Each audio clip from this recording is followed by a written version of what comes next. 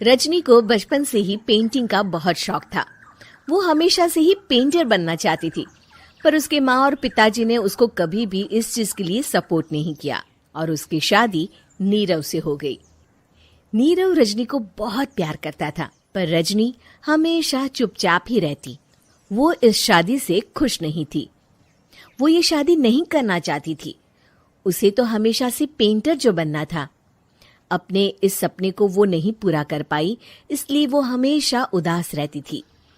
रजनी, बहुत ही बढ़िया फिल्म लगी है, कल देखने चले? नहीं जी, कल मुझे बहुत काम है, मैं नहीं जा पाऊंगी। अच्छा तो कोई बात नहीं, संडे को चलते हैं।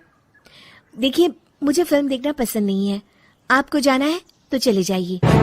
नीरव को मना करके रजनी वहां से चली जाती है और अपने बैग को खोलकर उसमें बंद पड़े ब्रश और कलर्स को देखकर रोने लगती है। रजनी, चलो ना कहीं बाहर खाने चलते हैं, कुछ तुम्हारी पसंद का।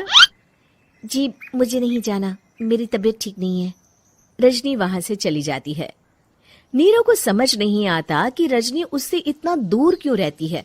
वो जब भी उसके साथ वक्त बिताना चाहता है, रजनी कोई ना कोई बहाना बना देती है। एक दिन घर पर कोई नहीं था। रजनी घर का सारा काम जल्दी से खत्म कर लेती है। घर पर अकेले होने के कारण वो सोचती है कि वो आज पेंटिंग करेगी। वो अपने कमरे में जाकर पेंट ब्रशेस और कलर्स निकालकर जैसे ही कलर मिक्स कर रही होती है कि दरवाजे पर बेल बज जाती है। अब कौन आ गया इस वक्त? इतनी मुश्किल से तो मुझे पेंट करने का मौका मिला है। रजनी दरवाजा खोलती है तो उसकी सास अपनी सहेलियों के साथ खड़ी होती है और सब घर के अंदर आ जाते हैं। अरे बहू, सबको शरबत बनाकर पिला दे, बाहर तो बड़ी गर्मी है। उफ। जी। रजनी पेंट ना कर पाने से उदास हो जाती है। उसे गुस्सा भी आ रहा होता है कि उसने इस शादी के लिए हाँ क्यों कह दी। वो रसोई में जा रही होती, उसकी सास उसे रोकती है। बहू, सबके खाने का भी इंतजाम कर लेना, आज का लंच तो ये सब यहीं करेगी। हाँ। रजनी बिना कुछ कहे रसोई में चली जाती है। सबके लिए खाना बनाती है। सब खाना खाते हैं और रजनी घड़ी देखती है कि ये सब कब जाएंगे ताकि वो अपनी पेंटिंग कर सके। जब शाम होती है तब सब चले जाते हैं अपने घर।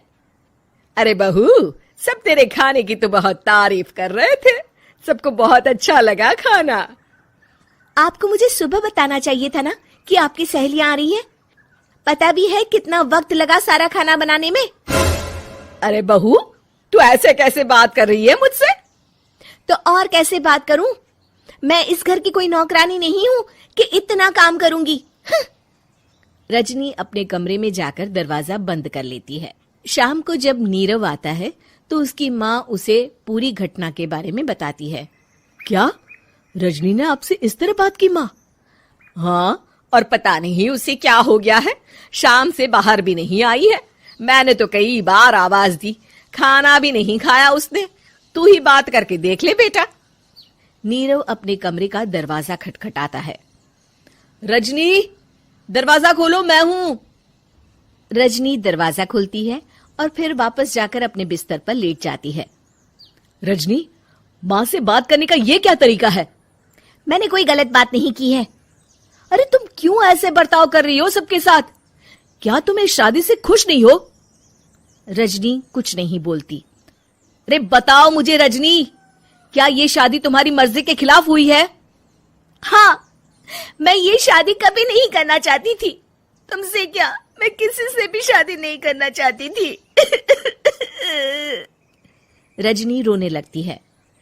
चुप हो जाओ रजनी, बताओ मुझे, तुम क्यों नहीं करना चाहती थी शादी? रजनी बेड के नीचे से अपने पेंटिंग्स, कलर्स, ब्रश, पेपर्स निकालती है।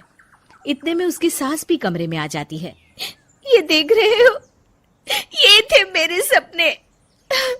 मैं पेंटर बनना चाहती थी, पर माँ पापा ने कभी सपोर्ट नहीं किया और मेरी शादी करवा दी।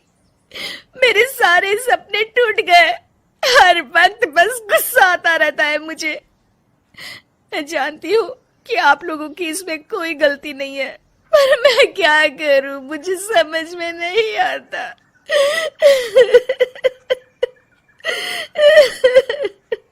रजनी फूट फूट कर रोने लगती है। मुझे माफ कर दीजिए, आप दोनों के साथ मैं बहुत बुरा बर्ताव कर रही हूँ। अरे रजनी बेटा, चुप हो जाओ तुम। नीरव पानी लेकर आता है। ये लो पानी पियो और शांत हो जाओ। रजनी पानी पीती है और उसकी सास पेंटिंग्स देख रही होती है। अरे नीरव, हमें तो पता ही नहीं था कि हमारी बहू कलाकार है। अरे कितनी अच्छी पेंटिंग्स बनाई है, देखो तो। ये वाली तो मैं अपने कमरे में ले जाऊंगी। आपको ये पेंटिंग्स अच्छी लगी? अच्छी नहीं, बहुत अच्छी लगी। और तुमने हमें बताया क्यों नहीं? तुम जब चाहे पेंटिंग कर सकती हो रजनी। हम तुम्हारे सपनों को पूरा करने में तुम्हारा पूरा साथ देंगे। हाँ बेटा, हम कला की कद्र करते हैं। हम कलाकार तो नहीं, पर मुझे गर्व है कि मेरी बहू एक कलाकार है। रजनी, नीरव और सास तीनों हंस पड़ते हैं।